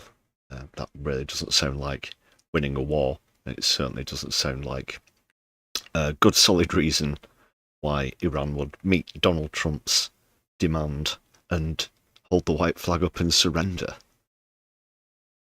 Even though now he's turned his attention, of course, to Oman and says that he's going to bomb the shit out of them. That's a literal direct quote, by the way. Not just figuratively speaking, that is actually what he said. So he's failed on all fronts, and I guess now he's just decided to threaten to bully somebody else because he's not got his own way with Iran, who've completely humiliated Donald Trump and the United States of America, has to be said. Iran is also warning that the war has changed the way it will respond to future threats. A senior IRGC commander says its military doctrine is shifting from defensive to offensive under a new maximum deterrence policy. Iranian So, well, it's like, don't come over here and start fucking with us, pretty much. They're going on the attack now. They're going on the offensive. And I saw a map of before this all began, where the US army bases were in the areas surrounding Iran, compared to now, and they've completely wiped them. There are none left in the Middle East, sort of in any of the countries to the west of Iran, and You might also not believe this. I mentioned the first Gulf War there. Of course, there have been US Army bases in Iraq for some considerable time now. That is until now, because there are now no functioning US Army bases left in Iraq, of all places. That's how. That's one of the ways that Iran has obviously chosen to counter the United States, by taking out, air quotes, their interests in the region, and have done so in a very short amount of time, it has to be said. So now they do have the option of going forward, as they say, as a deterrent, and think there are certainly lessons to be learned for anybody who would want to mess with Iran, because this has certainly not been the walk in the park that Trump or Netanyahu thought it would be. Commander Amir Hatami threatened to break Donald Trump's legs after the American president said he would declare the Strait of Hormuz a US territory. Hatami also offered a $30,000 reward for any Iranian who kills or captures a US soldier and hands them over to Iranian forces. Yeah, not the most diplomatic language, very direct there. Well, threatening to severely maim the president of the United States of America openly, which you could argue is significantly worse than actually murdering a head of state and members of the family, as has happened to Iran, of course. But now a bounty on each individual soldier's head of $30,000 US dollars as well, which I think it says in the clip is about 50 million Roma. هر رزمنده عزیزی یک آمریکایی رو یک هدیه خوب میدیم. این هدیه معادل $30,000 است. حدود 5 میلیون. 5 billion. 5 billion. Sorry, I was severely underestimating what it is in local currency. 5 billion. $30,000. And for want of better phrasing, per head. 50 days after the Memorandum of Understanding was signed, shipping through the Strait of Hormuz remains severely restricted and the diplomatic track to end the war seems stalled. That ceasefire agreement has now expired with nothing to replace it. Donald Trump says South Korea's refusal to take part in US military action to denuclearize Iran is why he's ordered the Pentagon to cut back on their joint military exercises. He says the drills are costly and send a hostile message. And this is, if you want to talk double standards, if you want to talk hypocrisy, if you want to, all of the contradictory things that Trump has ever said and done, I think this is one sort of umbrella example from a man who obviously, can't even accept the concept of democratic socialism. Anything that isn't capitalism is communism, according to Donald Trump. How many times has he, denounced communism? But doesn't the United States of America identify North Korea as a communist country? Not that they are, because they're authoritarian. And communist leader is a slight oxymoron, if you think about it. But there he is with his pal, Kim Jong-un, and shaking hands with a commie. And this is why he's called off these exercises, these military exercises with America and South Korea, to keep Kim Jong-un happy. And I'm certain that all of his MAGA-hatted, flag-waving fans would love to see this happening as well. So if any of you do, for whatever reason, happen to be watching this live stream, MAGA heads, take a look at your commie-loving president right there. They're not communist. hostage to his nuclear-armed friend in North Korea, a move which will strain a long-term alliance between Washington and Seoul. Conditions have worsened aboard a US aircraft carrier which has been deployed in the Arabian Sea for 9 months. Sailors on the USS Abraham Lincoln are reportedly trying to jump overboard due to exhaustion, deteriorating living conditions, shortages of basic supplies. Is that true that they're trying to throw themselves off the ship? Wow. And what is that grey substance on that plastic tray there? That's fine dining right there on the USS Starvation, or whatever it's called. Can anybody identify what that's supposed to be, or what it is? There's an effort at some small cuts of carrot on the bottom right. I'm not sure what the brown substance is underneath the grey thing, but that looks positively revolting. And this is a Marine's diet, is it? This is it's a sock. It's a sock. Rosemary, nice to see you. Catch up next time. Thanks for joining us. Oh, what is that? That's terrible. Can that even be legally described as food? Well, maybe it can in America or in international waters. We're in international waters. This counts as food now. Get it down, you. Got a long day's warring tomorrow. Serious food problems. This is what we go through on a carrier in the Navy. They say join the Navy, right? Join the Navy. And look at this, y'all. This is crazy. This ain't even the worst part. 15 Democratic senators have been demanding answers from Defense Secretary Pete Hegseth. This president got us into this war with Iran with no strategic goal, without a plan, without a timeline, and he has no way out. And because of that, you've got these deployments that are being extended to much beyond what anybody had anticipated or planned for. Donald Trump is now moving the only US aircraft carrier in the Pacific, the USS George Washington, to the Arabian Sea to replace the USS Abraham Lincoln. While the US military remains stretched across the region, Washington is trying to restart its failed diplomacy in Gaza. Trump's son-in-law and Middle East negotiator Jared Kushner has been in Egypt.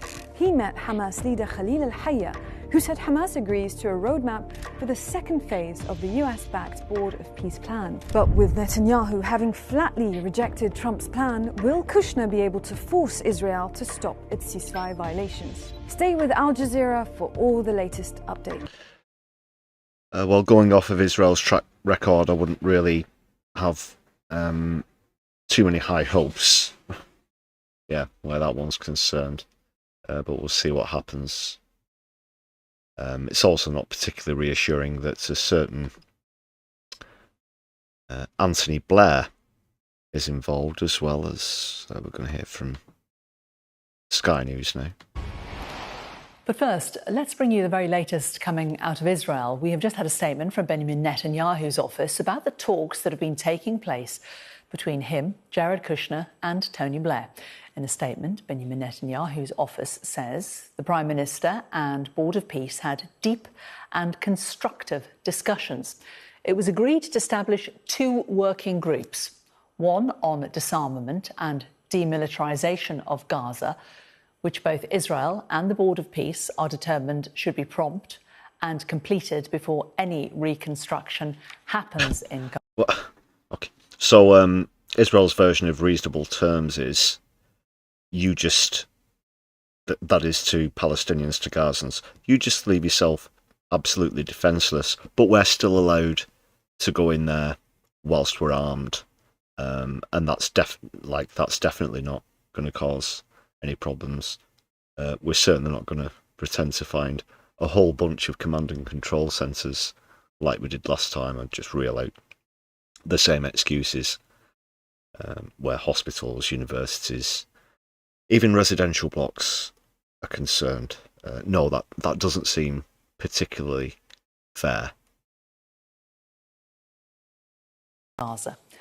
A second working group will focus on sanitation, clean water and other public health issues for the people of Gaza, and which will also impact the people of Israel. This comes after a statement from Hamas a little earlier this afternoon, where they welcomed the statements calling President Donald Trump calling on Israel to halt its attacks on Gaza. Hamas have said that we call on President Trump to pressure the occupation government, how they describe Israel, to abide by the agreements reached for implementing the second phase of Trump's peace plan for the Gaza Strip. I hope to get... Well, Netanyahu's completely unhinged, whatever Donald Trump does or doesn't say. That's the way it is. This man's an absolute psychopath. Well, they're both psychopaths in a fashion, but I'm talking specifically about Benjamin Netanyahu. In this case, he's never adhered to any ceasefire policy in the past. Israel, as a country, has never adhered to any ceasefire in the past, not just where Gaza's concerned, also the West Bank, also outside of Palestine, Lebanon, a whole multitude of other countries, Iran, of course, recently as well. So don't get your hopes up, even though Donald Trump supposedly urged Netanyahu not to carry out any more airstrikes. You're going to see Israel turning around and said, well, you didn't say that we could go and shoot up a neighbourhood. You said airstrikes. That's the sort of thing that we should anticipate, whatever the outcome of these discussions might be. And like I said, if you didn't have any reservations before, the fact that Tony Blair is involved means that there's money involved. And there are contracts. That is private construction, this sort of thing, contracts to be had, to be got, and we certainly know whose preference the United States and Tony Blair would have where that's concerned. Tony Blair only ever rears his head when it's things like that. When it's do you think this man's concerned with international peace? Name a peace demo that you've seen him speaking at in his entire career. No. It's construction, it's residential companies as well, residential construction companies. That's what his son's involved with as well. What? He's married to Andy Burnham's daughter? Get out of town.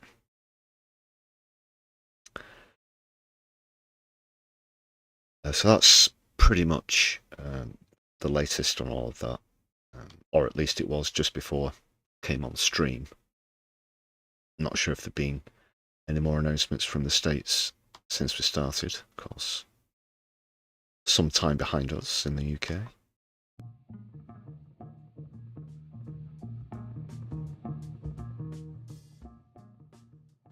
But we'll end the topic in as positive a fashion, I guess, as one can, where illegal occupations are concerned.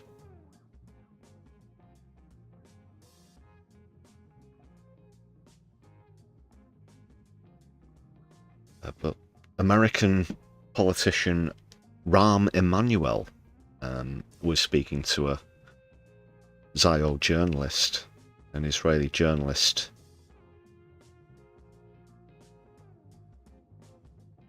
about the reputation of the Zionist state. And well, just wait until you can pretty much see the exact moment that the penny drops and she realises that people are waking up to the truth, especially where younger generations of not just Americans but people across the world are concerned. Essentially, as is spelled out to her here, people just don't buy their crap anymore. So let's see what's happening. Israel has a problem in America, and very specifically a generational problem under 30. I don't know if you saw this, but there's a poll out today. Mandani is more popular with American Jews than your prime minister. Yeah. Zoran Mandani, the, of course, fairly recently elected mayor of New York, is a practicing Muslim is more popular amongst American Jews than Benjamin Netanyahu, who obviously claims to be Jewish but isn't. Zionism's a complete appropriation and misrepresentation. That stat alone lands on her face like an atom bomb, so to speak. I want that to sink in and understand and get your head around where this is. This isn't, oh, we have a dispute. What has happened and the way the Prime Minister, in my view, has conducted Israel's both national security, not just this war, it's national security overall, has led Israel into a dead end and has put the alliance at a tipping point. Today, Israel is... You might have missed it. It was a very quick shot. I'll try. Into a dead end and has... I'll just try and catch that again, because that's sort of the moment it's national in the other shot. Security overall. You can see a bit of realization in her expression. Has led Israel into a dead end and has put the alliance at a tipping point. There. It was just there. Let's go back like... What's there? There we go. It's like, oh no. You mean they're not buying the ASBS? And then they'll go through the list, you know. Something, babies in ovens, something, but no, what? Oh, they know that that's a lie. Even though they've tried to murder as many journalists as they can, more than any war in history, in fact more than World War I, II, Vietnam, and both Iraq wars combined, is it not? At the moment of broadcast, that is. Yeah, it seems that she realizes the game's up. Point. Today, Israel is a pariah. Israel's lost the United States, it's lost Europe, and you picked up Somaliland. As my mother would say, such a deal. And that is really rubbing it in. Yeah, that's what they got for it, Somaliland. You've lost your economic market, you've lost your political... She's nodding now. Oh, fuck, we have, haven't we? Shit. Patron, and you picked up Somaliland. Israel has... Yeah. And more people are waking up because more people are speaking the truth. That is a good thing. That is a positive thing. Big Jerry jumping into the chat's also a positive thing. Nice to see you, Solidari-Tea, this evening. I just want to see the final few points there because, yeah, from here. Because he seems to be getting quite a lot of satisfaction from looking the Israeli spokes in the eye and speaking the truth. They are a pariah state. They are. They stand alone. And when you look at their actions, that's more or less the only way that they can be described. And there's only one way to go when countries get to that point. It's more or less a sociological fact, as sure as night follows day. Pariah states are not known for their longevity. Israel's lost the United States, it's lost Europe, and you picked up Somaliland. As my mother would say, such a deal. You've lost your economic market, you've lost your political patron, and you picked up Somaliland. Well put, yeah.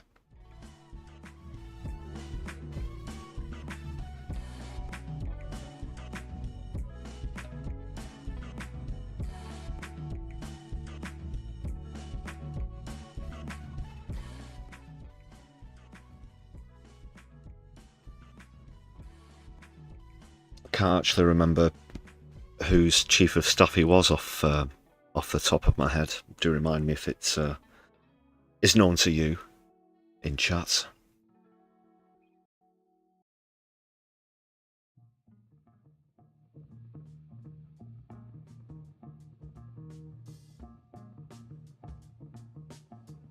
And just finally as well, staying positive in a slightly biased fashion. Another good turnout at the March for Palestine in Manchester this weekend on Saturday. Unfortunately, I couldn't attend myself, but I do have a clip of that here. It was also, just very quickly, the anniversary of the Peterloo massacre, which there's an annual march for as well. Some tens of thousands of protesters in the 1800s showed up to call for the working class vote, and unfortunately segments of the military fired upon the crowd, killing people, including women and children as well.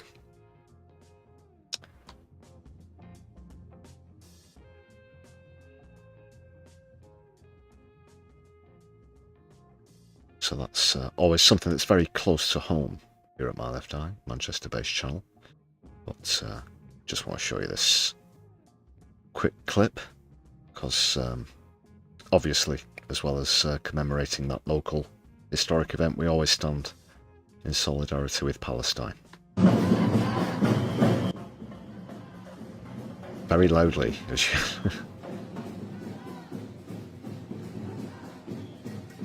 so that's just coming down the bottom of Market Street for anybody who's particularly interested, specifically.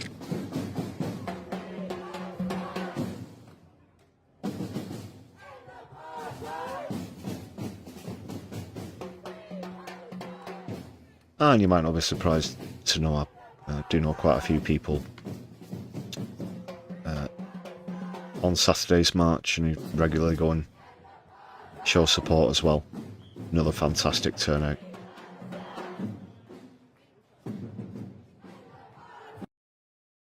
From Piccadilly Gardens, just a quick one there.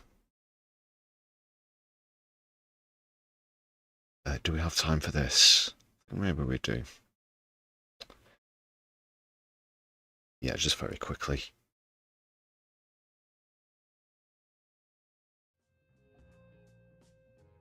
Where other international conflicts, well, it's not a conflict, of course, in Gaza, before anybody mentions that one, a more genuine conflict, as it were, between Ukraine and Russia.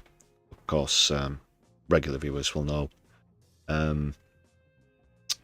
Personally speaking, don't have a horse in this race. I'd like to see this settled, over a table, peacefully. I have no admiration for Vladimir Putin any more than I do Vlodymir Zelenskyy. And one of the reasons, or a few of the reasons, why I don't favour Vladimir Zelenskyy is illustrated in this interview. It's Gavin de Becker, and I have to confess I am not a viewer of the Joe Rogan podcast. It is the largest podcast in the world, so I'm told. But yeah, not a regular viewer myself. But this interview came across my social media feed earlier. I just wanted to share it with you, because it pretty much spells out Zelenskyy's path to power really quickly, and also why that's a spurious and very brief path to power requires further consideration and analysis. And you might hear one or two things that you hadn't before in this little bit.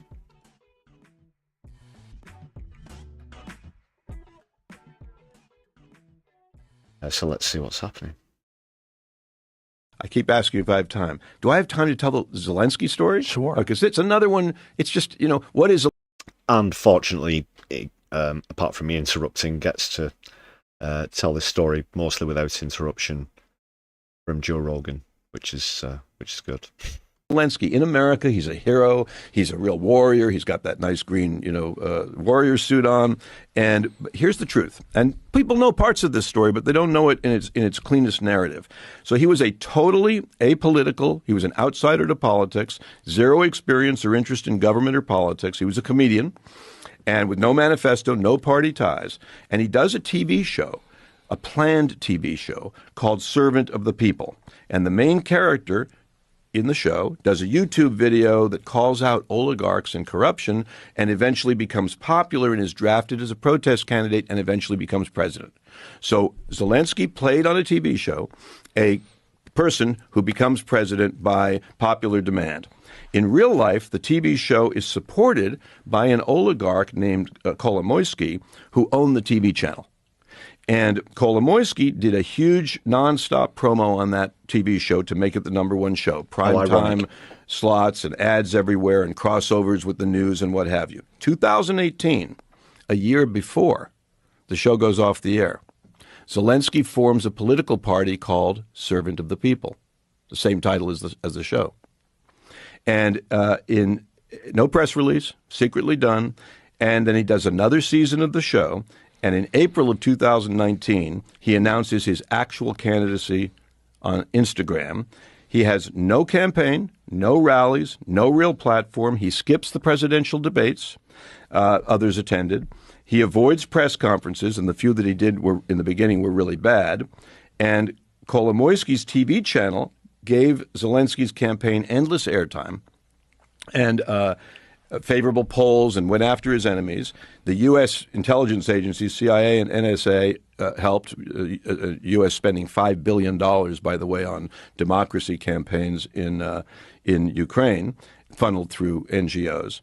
And obviously, USAID embeds advisors in his organization to help with the campaign. I'm almost done. And on Election Day, Zelenskyy wins with 73% of the vote.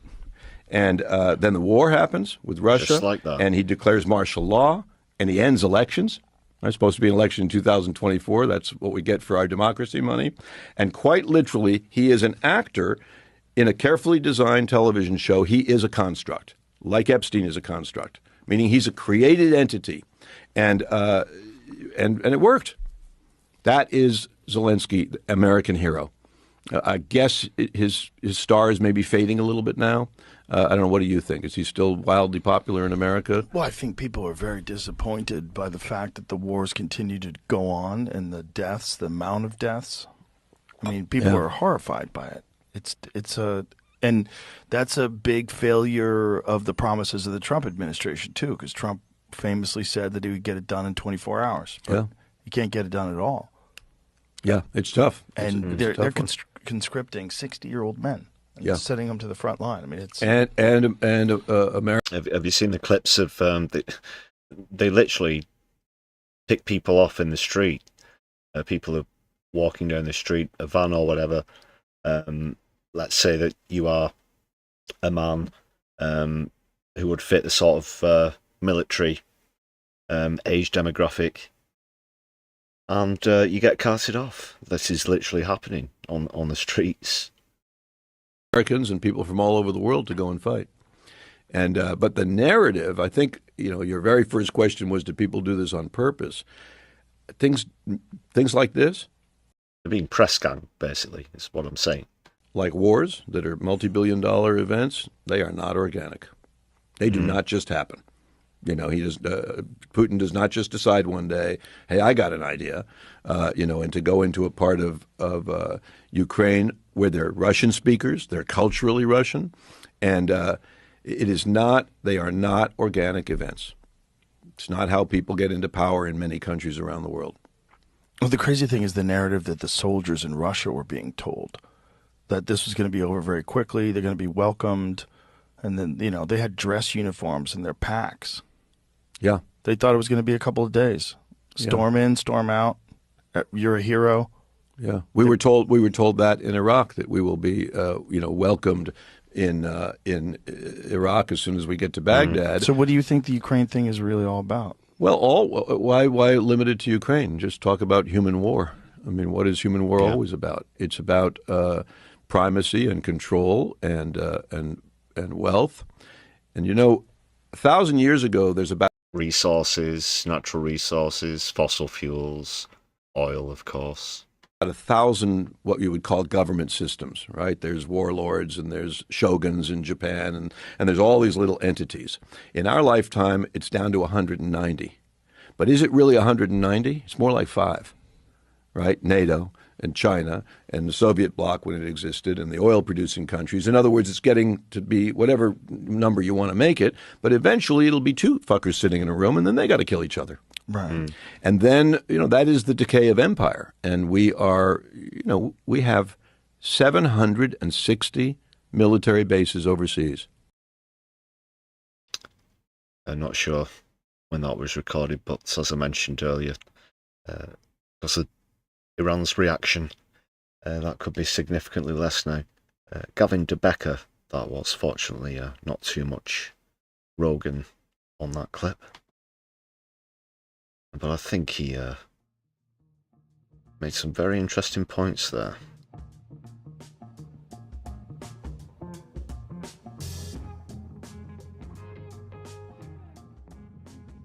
Aaron, yes, Ukraine's very, very high up on the wheat production list globally, known as the breadbasket of the world. Coincidentally, that geographical region is set to be one of the worst affected by climate change in Europe.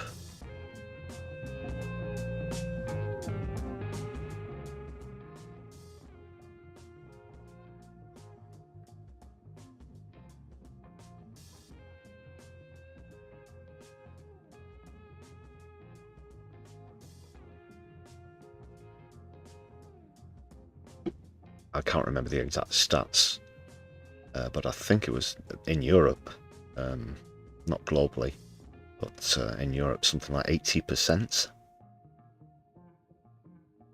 of the wheat that is in Europe is in Ukraine.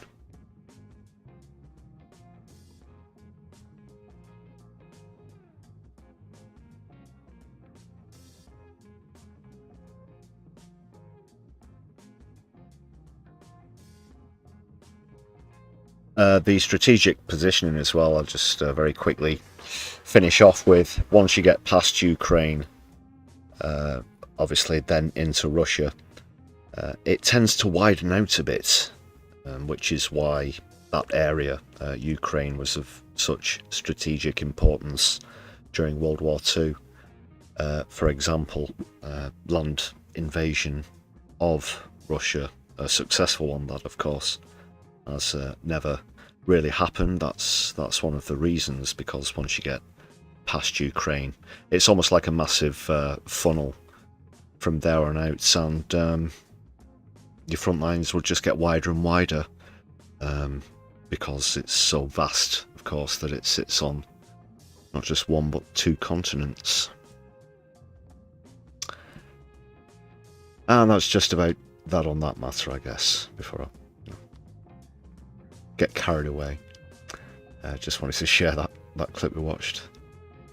But we do have something more light-hearted next from the Exploding Heads concerning the recent drought, as we're coming to the end of the 5th heat wave, getting ready for potentially the 6th one in a short amount of time. But there is a link for the Exploding Heads, of course, in the description of the stream. Do go and subscribe. Just a short one from them. It's not actually one of the Colin from Portsmouth ones, which is a rarity, but it's still quality nonetheless.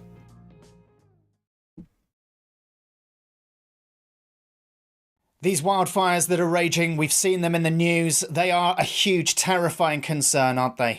They're a massive, massive concern, yes, indeed. We should do something about them. Yes, we should absolutely do something about these unprecedented, terrifying fires. Could we do something like maybe put them all out with water just as soon as we possibly can? Hold on, let's not be hasty here.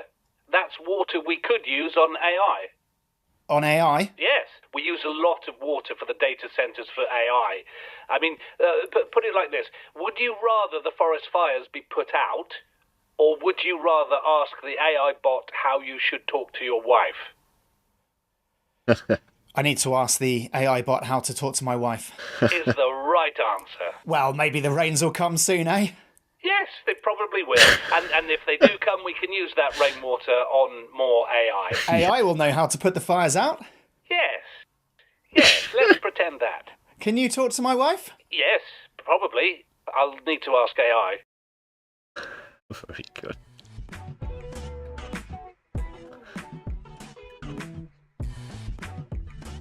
Water all around, but not an AI data center to drink.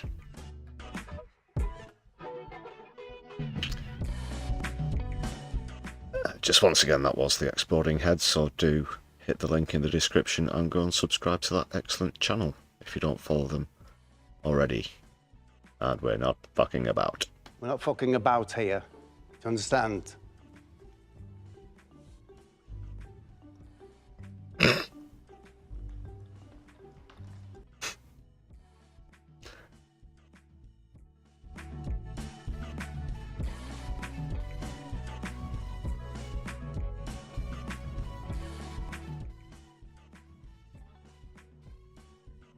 We certainly aren't, and here's 108 people who are not. That is the marvellous members that we have on the channel. Thank you very much for all the support. Thanks for renewing your own memberships, as well as gifted memberships and other various methods of support. Recently, super thanks are open if you're watching back later on, and there's the Buy Me a Coffee page in the description of the channel if you prefer to contribute that way. But whatever you can do, whether it's just giving us a share on your social media, we thoroughly appreciate the support wherever it comes from.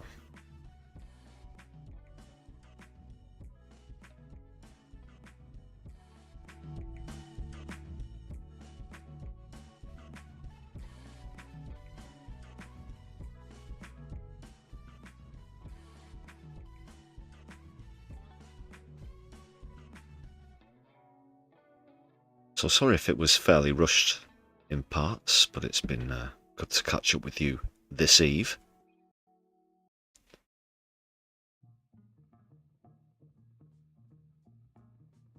Don't forget to smash the notification bell so that you don't miss out on any future streams or content as well. I'm just searching for a raid, and I think we're going to go with Kevin Logan, who appears to be on with Helena at No Justice as well. But I think most recently out of the two we raided into Helena. So that's locked in now. Do subscribe, thumbs up and all that jazz once we raid, if you're not familiar with Kev's channel already. But great socialist content there from Mr. Logan in the Midlands.